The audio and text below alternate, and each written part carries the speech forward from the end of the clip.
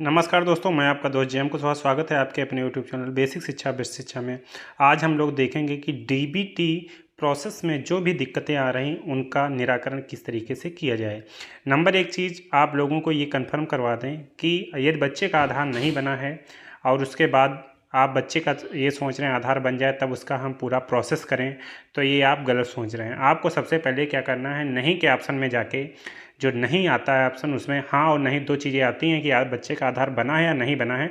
तो सबसे पहले आप नहीं के ऑप्शन में जाके बच्चे को नहीं करके और अभिभावक का जो जिस अभिभावक का आधार एक्टिव हो बैंक में उसी का लगाना है। अन्यथा की स्थिति में यदि आप माता पिता दोनों में से किसी ऐसे व्यक्ति का आधार लगा देते हैं जिसका बैंक में एक्टिव नहीं है, मतलब लिंक नहीं है, सीडेड नहीं है, तो क्या होगा, बाद में समस्या आएगी, उसका फंड ट्रांसफ़र नहीं होगा। तो सबसे पहले आपको क्या करना है कि जिस भी गार्जियन पूछ लेना है उनसे कि आप अंगूठे से रुपया निकालते हो या नहीं निकालते हो, किसी पॉस मशीन से रुपया निकालते हो या नहीं निकालते हो। यदि पॉस मशीन से रुपया निकालता होगा इसका मतलब उसका आधार सीडेड होगा, वो आधार से रुपया निकाल सकता है। तो उसी गार्जियन का आपका सबसे पहले आधार लगाना है। दूसरे नंबर पर यदि किसी भी बच्चे का आधार नहीं बना है और आप देख रहे हैं, पेंडिंग देख रहे हैं, सोच रहे हैं कि आप बच्चे का आधार बन जाए तो हम फीड करें, ऐसा कुछ भी मत करिए, नहीं तो प्रोसेस अटक जाएगा और आपका जो विद्यालय वो डिफ़ॉल्टर में शो होने लगेगा। तो आपको क्या करना है कि उनका आधार बनने की प्रतीक्षा नहीं करना है, जिस भी अभिभावक का बना उनका जो आपको कर देना है, सीड कर देना है।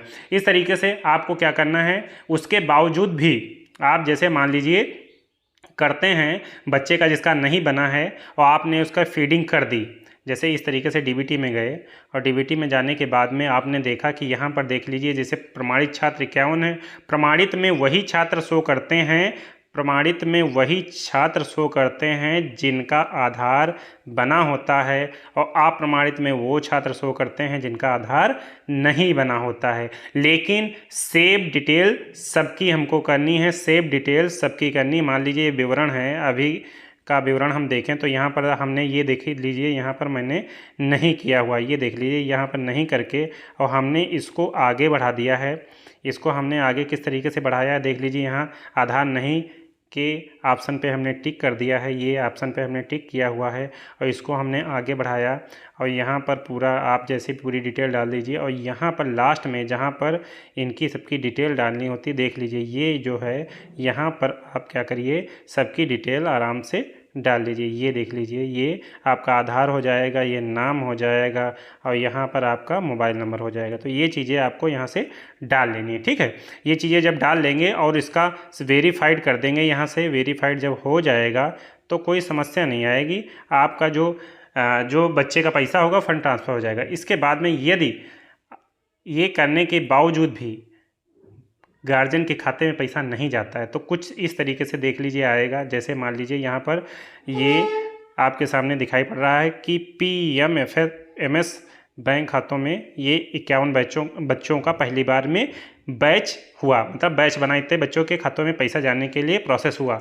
लेकिन जब इसमें खोलेंगे तो आपने देखा कि यहाँ पर सीडेड बैंक जो थी, सीडेड बैंक थी 32 थी, तो 32 के खाते में पैसा चला गया, लेकिन जो 9 थे बच्चे उनके खाते में पैसे नहीं गए, उनके खाते में नहीं गए। और उसमें दिखा क्या रहा है ये देख लीजिए। जैसे यहाँ पर ये दिखाता है कि क्या आपने अभिभावक से बात करके खाता को चालू और आधार से सिंक करवा दिया है, मतलब आधार को सीडेड करवा दिया है। सबसे नंबर एक चीज़ तो ये है कि आप किसी भी गार्जियन से कहना है जिनके में ये समस्या आ जाती है, उस गार्जियन से कहना है कि आप बैंक में जाइए और आधार सीड करवाइए और आधार सीड करवाने के बाद में किसी भी पॉस मशीन से पैसे निकाल के देखिए, यदि निकलते हैं तो आपका आधार लिंक हो चुका है आपके।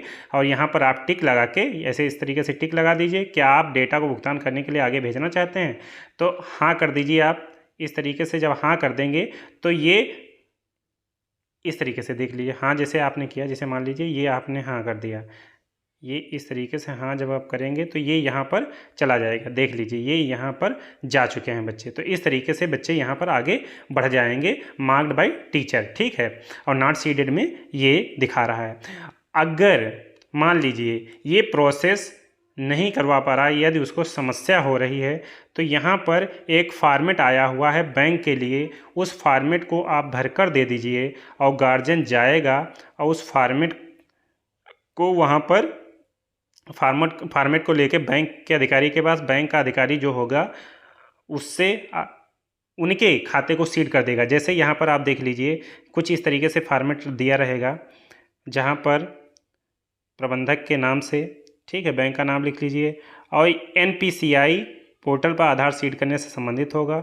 और यहाँ पर आप बाकायदा पूरी डिटेल, खाता संख्या, ठीक है, और प्रार्थी का नाम बाकायदा यहाँ पर लिख दीजिए, और यहाँ पर आप स्टैंप मोहर कर दीजिए, प्रार्थी के सिग्नेचर कर दीजिए, उनको आप भेज दीजिए बैंक में, और एक आधार कार्ड की कॉपी लेके। इतनी चीज़ें जब आप लेके भेज देते हैं तो क्या होगा, बैंक अधिकारी उनको सीड कर देगा, जो 1200 रुपया होंगे उनके खाते में ट्रांसफ़र हो जाएगा।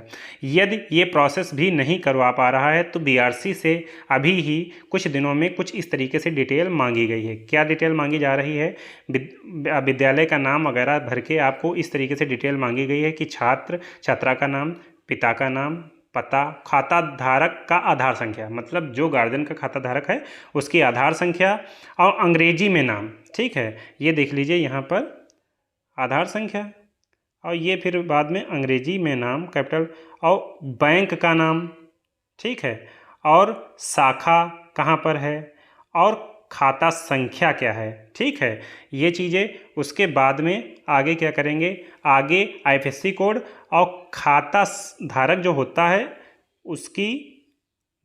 उसका मोबाइल नंबर, ठीक है। इस तरीके से क्या करेंगे आप, ये चीज़ें BRC को दे देंगे तो BRC ये आगे फॉरवर्ड कर देगा, और इस हिसाब से प्रोसेस स्टार्ट हो गया है, जिससे यदि वो सिंक नहीं करवा पा रहे हैं तो उनके खाते में पैसे ट्रांसफ़र कर दिए जाएंगे। तो ये प्रोसेस बहुत ही जल्दी करवाया जा रहा है, इसमें आप देरी कतई मत करिए। अगर वो प्रोसेस जो पीछे बताया नहीं हो पा रहा तो इस प्रोसेस के तहत आप बच्चों की लिस्ट बना के BRC पर दे दीजिए, जिससे बच्चों का समय रहते पैसा आ जाए, और ड्रेस, जूता, मोजा और स्टेशनरी सभी चीज़ें वो ससमय खरीद